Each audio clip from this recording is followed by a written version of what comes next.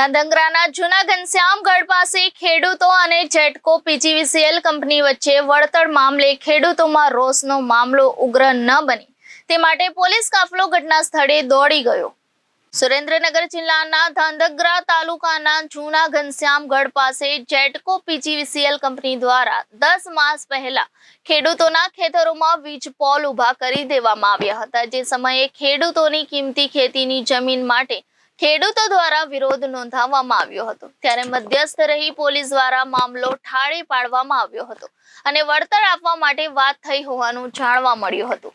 ત્યારે ફરી આજરોજ જૂના ઘનશ્યામગઢ ગામે જેટકો પીજીવીસીએલ કંપની દ્વારા કેબલની કામગીરી હાથ ધરાતા ખેડૂતો દ્વારા વળતરની માંગ સાથે વિરોધ કરાતા વિરોધ ઉગ્ર ન બને તે માટે ધાંગધ્રા તાલુકાના પોલીસ પીઆઈ ચુડાસમા સહિત પોલીસ સ્ટાફ ઘટના સ્થળે પહોંચી ગયો હતો। હવે ખેડૂતોની માંગ એ છે કે જેટકો પીજીવીસીએલ કંપની દ્વારા વળતર ચૂકવવામાં આવે તેવી માંગ ઉઠવા પામી છે। મારું ગામ જૂના ઘનશ્યામગઢ, મારું નામ દલીચંદભાઈ કાનજીભાઈ ગઢિયા સાહેબ। પહેલા પ્રથમ તો આ લોકો વાલા દવલાની નીતિ રાખે। બાજુના જ ગામમાં 35 મણ કપા લખે છે તો અમને 30 મણ લખ્યો છે। અમારા જ ગામની અંદર એક જણાને એક ખાલી તાણિયો આવતો હતો તો ખાલી 20,000 દીધે માથાકૂટ કરીને, અને જે ન બોલ્યો એને ખાલી 10,000 રૂપિયા દઈને જતા રહે। એટલે પહેલા પ્રથમ તો જ્યારે અમારે સમજૂતી થઈ એ પ્રમાણે આ લોકો અમને હવે દેવા રાજી નથી। જે નુકસાની દેવા અમે બેન સમજૂતી કરી હતી, એમાં કોઈ એમાં પોલીસ કે કોઈ જ નહોતું, કે વાડીએ જ સમજૂતી કરી હતી, છતાં આજ એ લોકો ફરી જાય એ રીતે દેવા તૈયાર નથી। અને પોલીસ પાર્ટી લઈને દાદાગીરી કરીને પરે નાખવાની વાતો કરે છે અને કે દવા પીને મરી જાઓ। આ જ સાહેબનો શબ્દ છે, વિકાસભાઈ એક સાહેબ નામ છે, એ આ રીતે શબ્દ બોલેલા કે દવા પીને મરી જાઓ તમે। નામ શિલ્પાબેન અમિતભાઈ ગઢિયા છે, હું જૂના ઘનશ્યામગઢ થી છું। આજે આ સાહેબો આવ્યા છે અહીંયા, અમારા ઘરવાળાને એવું કે છે કે દવા પીને મરી જાઓ, તાર તો નાખવાના જે થાય કરી લો। શું એમની નીતિ છે બોલવાની? સાહેબને અમે અહીંયા કમ્પ્લેન કરી તો સાહેબે સામે જવાબ નથી આપતા, તો એમના અધિકારીને કેવું તો પડે ને એમને કે આવી રીતે બોલવાની રીતિ નથી। વિકાસભાઈ બોલાવો એમને, સાચું ખોટું પૂછી જોવો। અને સાહેબને અમે કહી તો અમારી કમ્પ્લેન સાંભળવા તૈયાર નથી, તો એમને કહી તો કે ને અમને કહીએ કે તો એમને કહીએ કે નહીં, એ અમારા તાર બાપ થઈને આવ્યા, અમે એમનું સન્માન કરી કે પોલીસ અધિકારી સરકાર માટે છે, ખેડૂત માટે છે, તો એમનો અમારો પ્રશ્ન સાંભળવો પડે કે નહીં? અમે કહી તો અમને એમ કે એવું કોઈ બોલું જ ન, એ સાહેબ બોલ્યા છે, કાલે જ બોલ્યા છે, તો એમને પૂછો કે એમની રીત તો નથી ને, અમારા ઘરવાળા મરી જાય છે તો એ અમારું ઘર હક આવશે? અમારો હક માગી તો એમને હક તો દેવો પડે ને।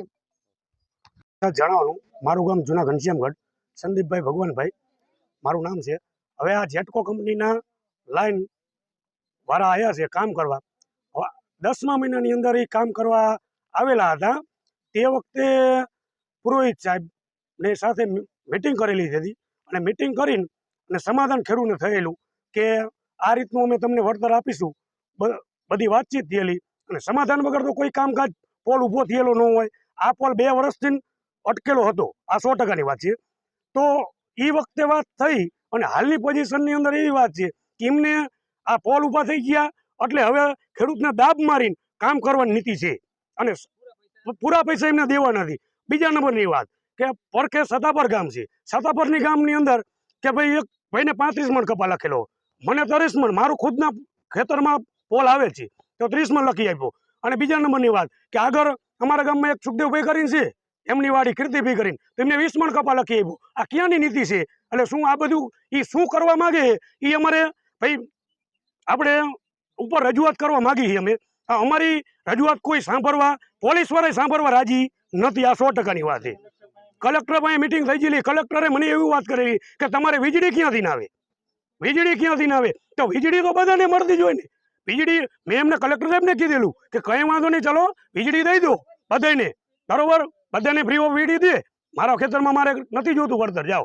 તો એ નહીં, મૂર્ખ જેટકોની વાત સાંભળવા માગે બધા અમારી વાત સાંભળવા આ દેશની અંદરની કોઈ અમારું ખેડૂતનું કોઈ નથી, આ 100%ની વાત છે। Bureau report Janadesh news, Surendranagar.